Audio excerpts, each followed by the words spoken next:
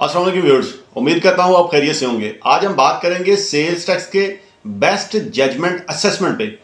यानी कि finance act 2024 में ये बात आ गई कि अगर एक पर्सन अपना रिटर्न फाइल नहीं करता, सेल्स टैक्स का रिटर्न फाइल नहीं कर रहा, तो उस सूरत में ऑफिसर के पास ये इख्तियार है कि वो नोटिस कन्फ्रंट करेगा टैक्स पेयर को और उसमें ये बताएगा कि भाई आपके ज़िम्मे सेल्स टैक्स की रिटर्न ड्यू है, आप उसको फाइल नहीं कर रहे।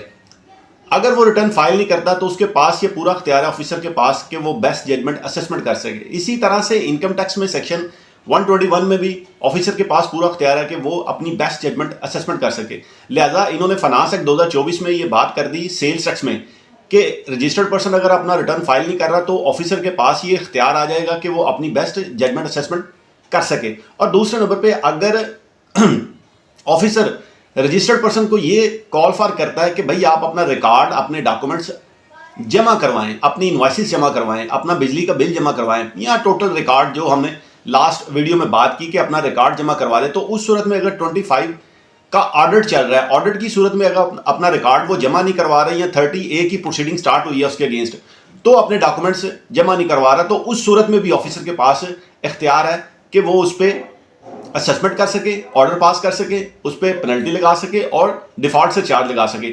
और इसी तरह से ऑफिसर के पास ये इख्तियार भी है कि वो उसकी इनवॉइसेस को जिसमें उसका इनपुट है वो डिसअलाउ कर सके और उस पर टैक्स लगा सके।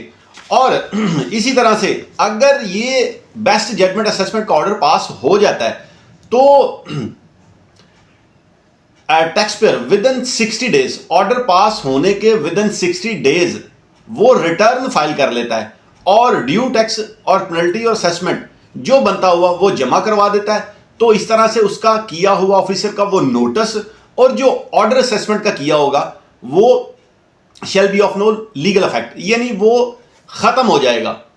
इस सूरत में खत्म होगा कि वो अपना with in 60 days, order pass होने के विद इन 60 डेज अपना रिटर्न फाइल कर देता है। तो उस सूरत में ऑफिसर का किया हुआ ऑर्डर खत्म हो जाएगा।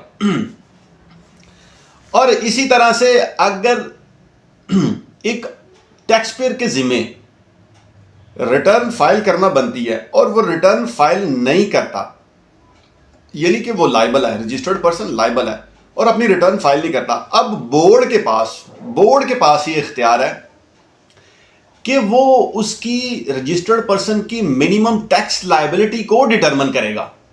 इस सूरत में यानी अब बेस्ट जजमेंट की बात खत्म हो गई या रिटर्न की बात खत्म हो गई। अब बोर्ड के पास अगर कोई इंफॉर्मेशन है, बोर्ड को यह पता चलता है और बोर्ड कंफर्म करता है, तो उस सूरत में अगर वो रिटर्न फाइल नहीं करता तो बोर्ड के पास ये पूरा अख्तियार है कि वो उसकी मिनिमम टैक्स लायबिलिटी को डिटरमिन करेगा और उस हवाले से उस पर टैक्स लगा देगा। और बेस्ट जजमेंट का ऑर्डर कितनी देर में पास करेगा, यानी फाइनेंस एक्ट 2024 में ये उन्होंने क्लैरिटी से बात कर दी। इससे पहले सेक्शन 11 था, अब उन्होंने सेक्शन 11D दे दिया। ये बेस्ट जजमेंट जो की जाएगी ये 11D के तहत की जाएगी। अब 11D को कंक्लूड कितनी देर में करना है, ये इन्होंने 11D, E और F दे दिया।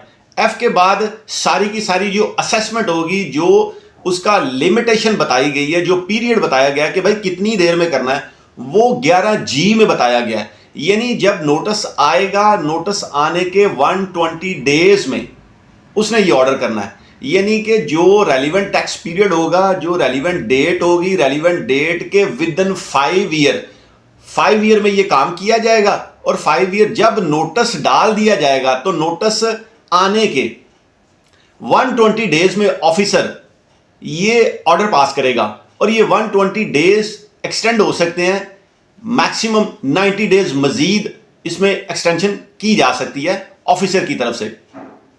तो उम्मीद करता हूं दोस्तों कि मैंने अपना ये पॉइंट कि बेस्ट जजमेंट असेसमेंट वो किस सेक्शन में करेगा, क्यों करेगा, रिकॉर्ड नहीं दिया जाएगा, रिटर्न फाइल नहीं कर रही, इनवॉइसेस फेक होंगी, वो डिसअलाउ कर देंगे।